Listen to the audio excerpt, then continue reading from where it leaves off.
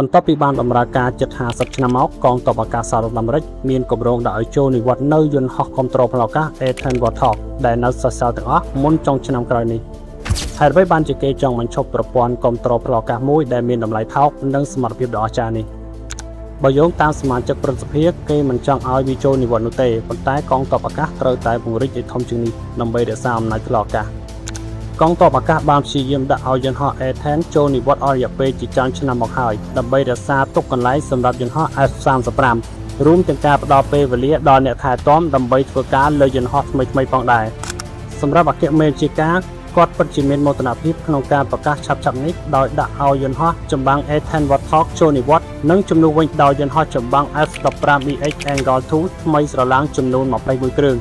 ដែលជាយន្តហោះល្អបំផុតលើពិភពលោកតាមសម្ដីរបស់អគ្គមេជាការនិយាយថាហេតុអ្វីយើងមិនរក្សាទុកវាតាមពិតទៅខ្ញុំបាននិយាយបែបនេះកាលពីលើកមុនហើយយើងបានរក្សាទុកវាមែនប៉ុន្តែឥឡូវនេះវាជិតដល់ទីបញ្ចប់ហើយប៉ុន្តែខ្ញុំឮថាយន្តហោះ Warthog គឺអស្ចារ្យណាស់